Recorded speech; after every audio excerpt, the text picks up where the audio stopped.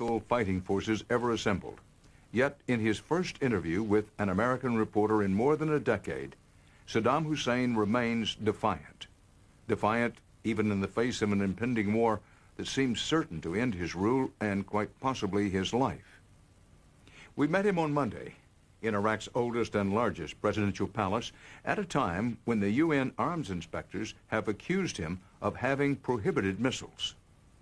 And when President Bush has said time has run out, that the only thing Saddam can do to prevent war is to disarm immediately. Anything short of that, President Bush says, is a game. At this moment, the Chief Weapons Inspector, Hans Blix, is preparing what could be his final report to the UN. In a matter of weeks, with or without international support, the American and British forces could begin an all-out assault on Baghdad. And their primary target will be this man, Saddam Hussein. Mr. President, do you expect to be attacked by an American-led invasion?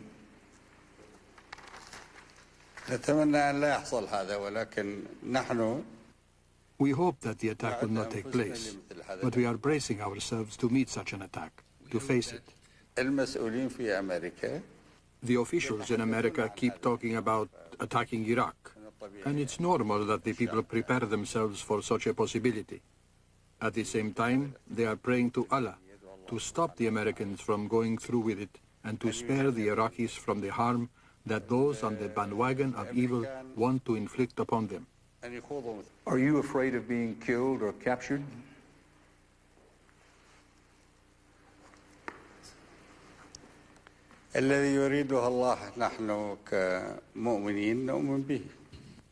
Whatever Allah decides, we are believers. We believe in what He decides.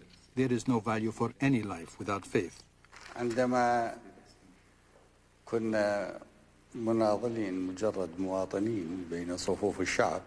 When we were young, we decided to place ourselves to the service of our people.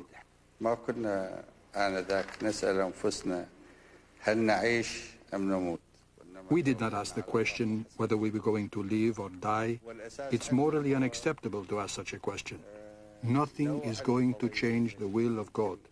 The believer still believes that what God decides is acceptable. But we reminded President Hussein that he has more earthly concerns. More than 100 missiles that UN inspectors say have a longer range than permitted, threatening Iraq's neighbors and capable of attacking American troops in Kuwait. Do you intend to destroy the Asamud missiles that the United Nations prohibits? Will you destroy those missiles?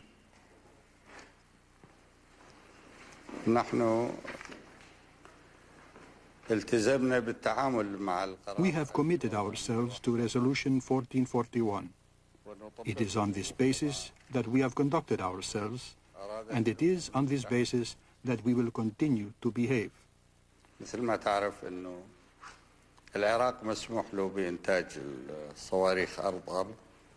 you know, we are allowed to produce land-to-land rockets with a range of up to 150 kilometers, and we are committed to that. I want to make sure that I understand, Mr. President. So you do not intend to destroy these missiles? Which missiles are you talking about? We do not have missiles that go beyond the prescribed ranges by the UN.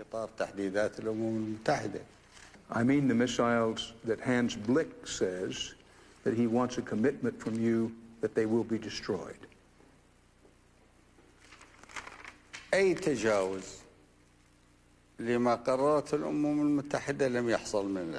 No violation has been made by Iraq to anything decided by the United Nations. If the intention is to rewrite those resolutions, then we will be entering a new framework, a framework in which the United States will be made to forsake its own position and take a new road towards harming Iraq. In our interview, Saddam Hussein gave no indication he will capitulate to an ultimatum from Chief Weapons Inspector Blix to begin destroying the missiles by this weekend. Indeed, he hinted he will not. Saddam also rejected Bush administration allegations that besides the missile delivery system, he still has weapons of mass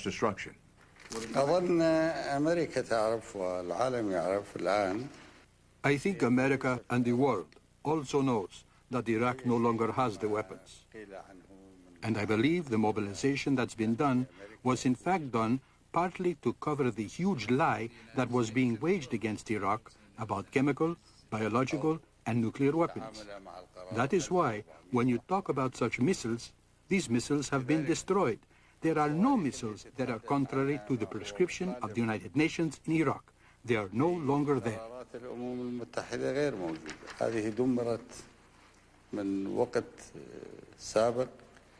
The Bush administration says President Hussein is just trying to fool the world one more time about his missiles and his weapons of mass destruction. And he faces a new UN resolution accusing him of failing to prove he has disarmed, a resolution which, if passed, would in effect authorize war. Will the new proposed United Nations resolution, the one that's just out this week, will this make any difference at all in your position?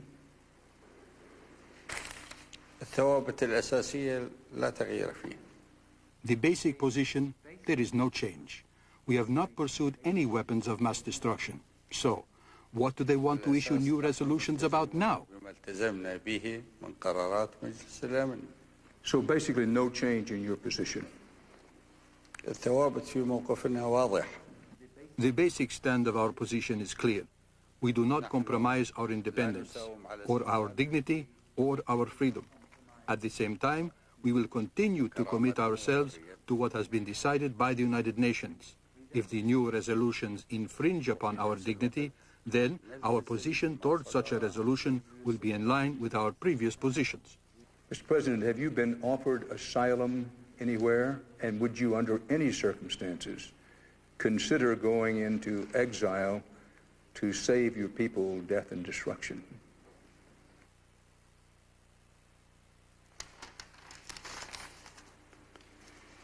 أنا أفهم أنه دافع السيد رادر هو الإثارة في I can understand the motive behind your question. This is a very American style, and it may not be liked by some. But I can understand. مع ذلك أجاوبك.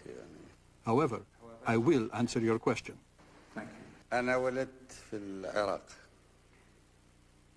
I was born here in Iraq, and I was born as a genuine believer.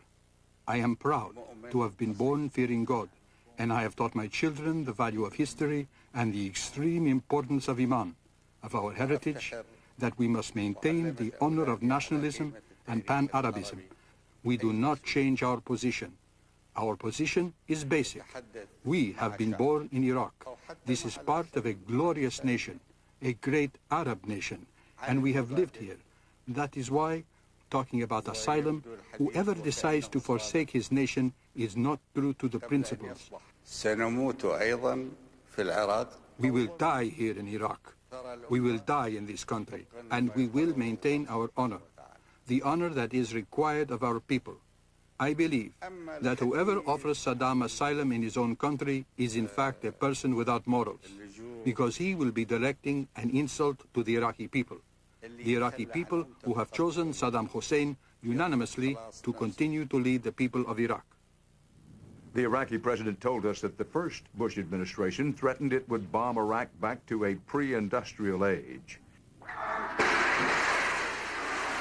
and then attacked his country with thousands of warplanes and helicopters and missiles. دمرت كليات، دمرت جسور، ودمرت قصور. They destroyed bridges, colleges, buildings, factories. They destroyed houses, palaces. They killed people, and elderly, but they did not push Iraq back into the pre-industrial age. Saddam Hussein said his country stood up to the challenge from one Bush administration in 1991, and if forced to, will stand up to this new Bush administration as well. It's now time for him to fully disarm. نحن نأمل ونتمنى أن لا تحصل حرب. We hope that war will not take place. But if war is forced upon us, then Iraq will continue to be here. This country, with a history of over 8,000 years, this country, the cradle of the first civilizations of humanity, will not finish just like that even though a huge power may want it to be like that. Nobody should accept that Iraq will finish in such a way. Americans are very much concerned about anyone's connections to Osama bin Laden. Do you have you had any connections to Al-Qaeda and Osama bin Laden?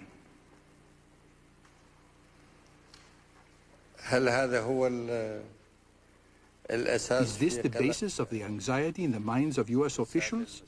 Or is it the basis of anxiety in the minds of the people of the United States? Mr. President, I believe I can report accurately that it's a major concern in the minds of the people of the United States.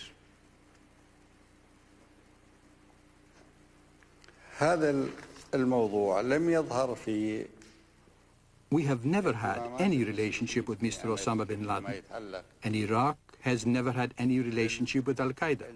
And I think that Mr. bin Laden himself has recently, in one of his speeches, given such an answer, that we have no relation with him. Do you or do you not agree in principle with the attack of 9/11?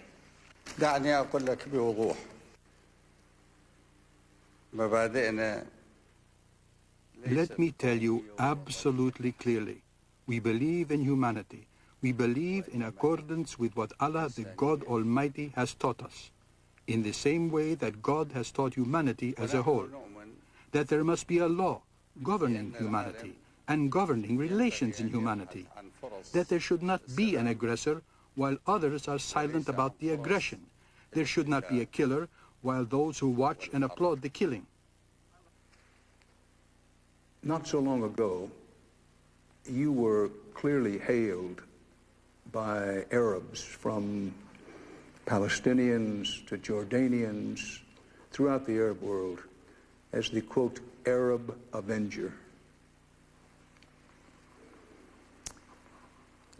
Are you still relevant on the Arab street, or has Osama bin Laden made you, with other Arabs, irrelevant? Hope you can understand the question. Thank you. This is not our goal. What we want is not a personal issue. What we want is what Allah wants and what our nation wants. We want our nation to be happy, not to be spoken of as heroes. The most basic thing to be said about Saddam is that he is a true son of his nation, and to say he did his best for his people and his nation. And he does or does not agree that Osama bin Laden is now the champion of the Arab streets?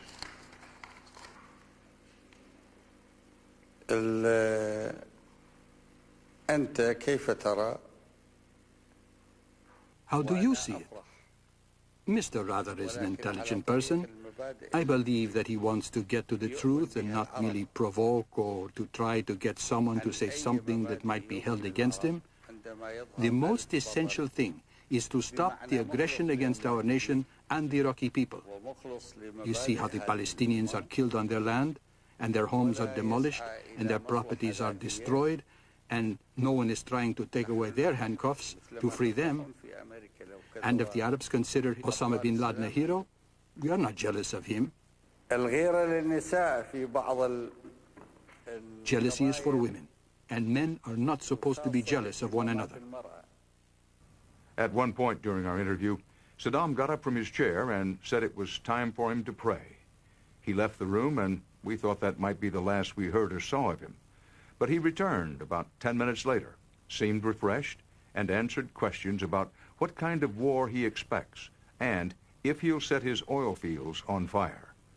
Those answers and his proposal for a sort of duel, a TV debate with George Bush, in a moment. Third car, driven around the city east, west, north, and south again before we reached our final destination, the Republican Palace. I recognized the palace from just last month. We were reporting from here when the UN inspectors made a surprise visit. But you can't see much from outside the gates, and for security, you're not allowed to take pictures. The only way to see it is from space. This is Baghdad as seen from a satellite, a huge sprawling city bigger than Los Angeles. Tucked hard along the Tigris River is the old palace, the Republican Palace, apparently one of Saddam's favorites, built by the British just after World War I, when they took over what is now Iraq from the Turks. We were driven through the main gates, through several checkpoints, and with armed guards all around, we were finally taken into the palace itself, a place heavily bombed during the first Gulf War and now meticulously restored. About 2.5 hours after we left our hotel, just a few miles away, we were greeted by Saddam. He seemed thinner when we saw him 12 years ago. He seemed healthy, though a bit stiff, apparently from back problems. And in our interview, he made a proposal directly to President Bush. What is the most important thing you want the American people to understand at this important juncture of history? أولاً أن تنقل إليهم بأن شعب العراق ليس عدوهم. First, convey to them that the people of Iraq are not the enemy of the American people.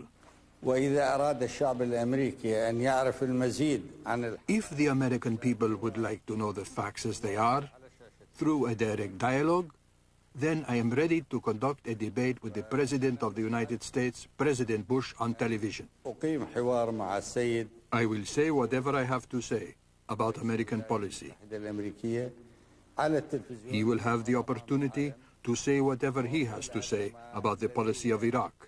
من ملاحظات على السياسة الأمريكية. And this will be in front of the world, on television, in a direct, uncensored, honest manner. In front of, as I said, everyone. And then they will judge what is true and what is false. This is new. You are suggesting, you are saying that you are willing, you are urging a debate with President Bush on television? نعم هكذا. Yes, that is my proposal. الشعب الأمريكي مثل ما نعرف. On films, we see that the Americans are courageous. حتى إنه في When challenged to a duel, they will not back down, just as the Arabs would not.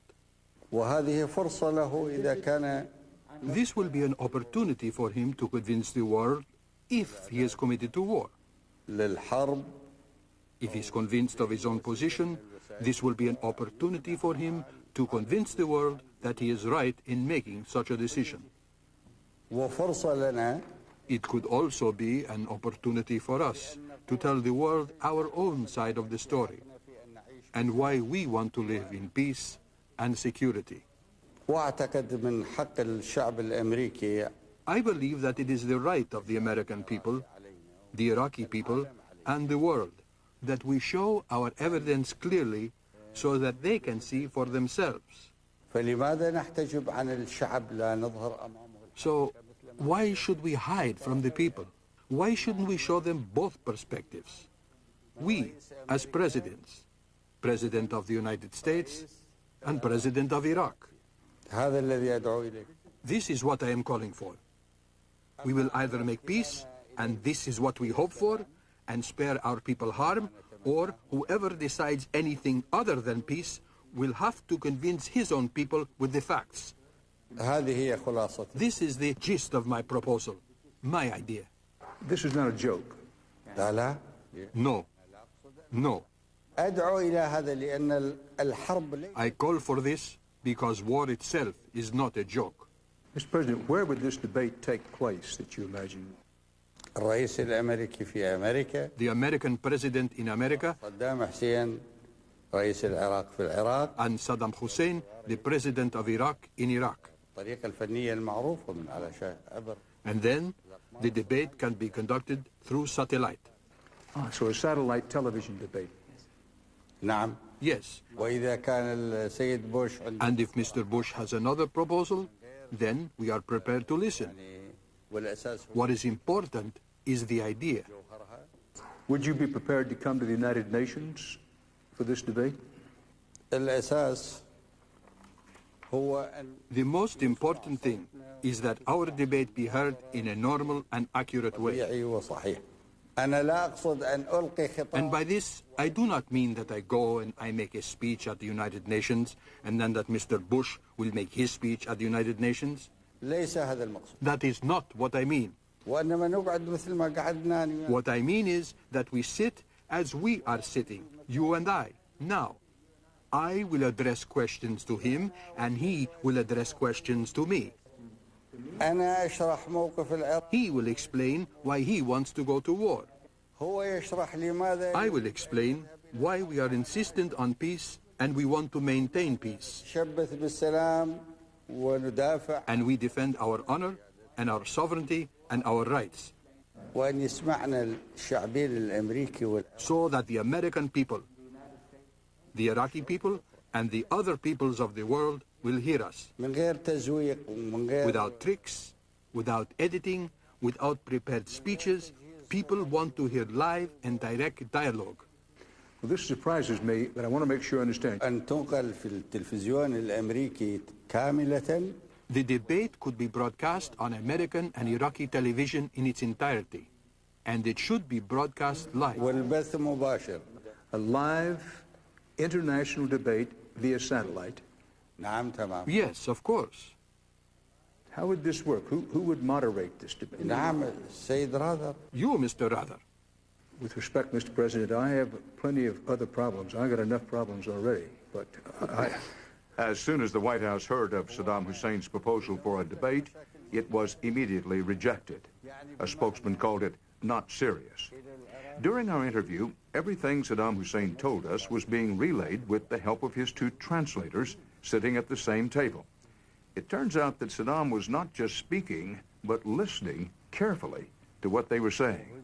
At one point, after President Hussein mentioned President Bush Sr., one of his translators called him Bush instead of Mr. Bush. Saddam Hussein interrupted him in mid-sentence. And how Bush, the father... I didn't say Bush. I said Mr. Bush. I am being historically accurate and showing him respect. I understand his point. You want to call him Mr. Bush. I used not to, and this is a funny anecdote, address him as Mr. Bush when he was in power. But as soon as he left office, I referred to him as Mr. Bush. We believe that we should respect the humanity even of our enemy. That's why I refer to him as Mr. Bush. Mr. President, I hope you will take this question in the spirit in which it's asked. First of all, I regret that I do not speak Arabic. Do you speak any English at all?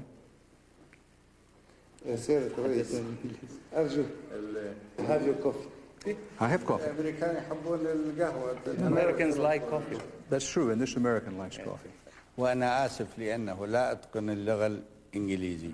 I am sorry. I do not speak English fluently. But I can understand to some extent. Well, would you speak some English for me? Anything you choose. Our language is Arabic. A footnote to what you just heard when Saddam Hussein corrected his interpreter, asking him to say Mr. Bush. A reminder that after the first President Bush left office, Saddam Hussein tried to have him assassinated, and today one of Saddam's own newspapers refers to the second President Bush as the son of the snake. In a moment, we ask Saddam about his plans for war. Be a war with the United States, but he certainly has been planning for one. In this part of our interview, the Iraqi leader shared some of his thoughts about war with the U.S. Those thoughts are shaped, some might even say warped, by Saddam's view of the situation today and of recent history. Saddam sees the world in his own terms and takes the same approach to interviews with television reporters. Saddam will allow only cameramen from Iraqi TV to record his interviews. He says this is for security reasons. We could not bring our own camera crews in, or even a tape recorder. The Iraqis provided cameras for our interview. They provided the interpreters to translate Saddam's remarks into English, and they provided us the tape of the interview hours after it was over. CBS translators here in New York carefully compared the official Iraqi translation with their own independent interpretation and found their translation of Saddam's remarks to be accurate. Those remarks include a surprising assessment of the outcome of the 1991 Gulf War and an equally surprising renunciation of the tactics that left Kuwait's oil fields in flames at the end of that war. If there is an invasion, will you set fire to the oil fields? Will you blow the dams for your reservoirs of water to resist the invasion? Iraq does not burn its own wealth, and it does not destroy its own dams. We hope that this question is not going to be used by those who intend to attack us to cover their backs while they themselves destroy Iraq's dams and oil wells. Iraq will not destroy its oil or dams, but will use them and protect them for the benefit of the Iraqis. Mr. President, Vice President Richard Cheney of the United States, says that if and when an American-led army comes into Iraq, it will be greeted with music. It will be treated as an army of liberation. If Americans are not to believe that, why should they not believe that?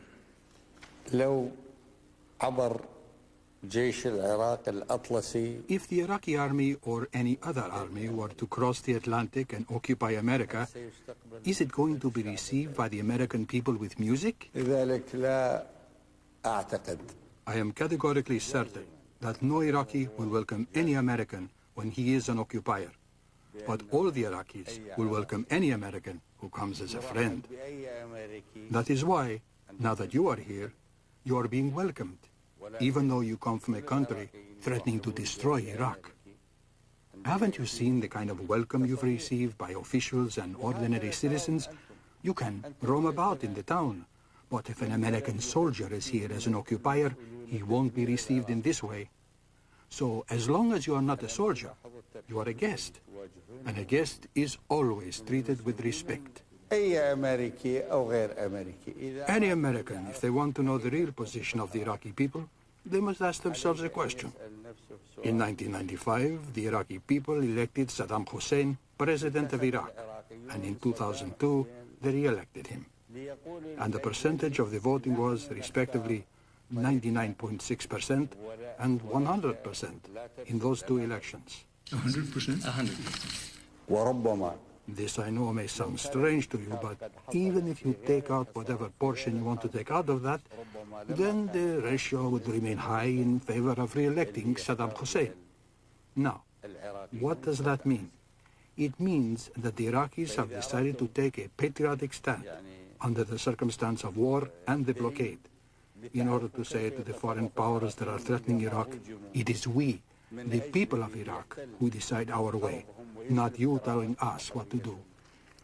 You mentioned 1990 and 91, the Gulf War. You fought the father, George Bush the first. He and the forces he led prevailed on the battlefield. Now you face the son, who has an even greater, even more modern, even more lethal military force aimed directly at your throat and heart. Why would you think that you could prevail this time on the battlefield? Or do you?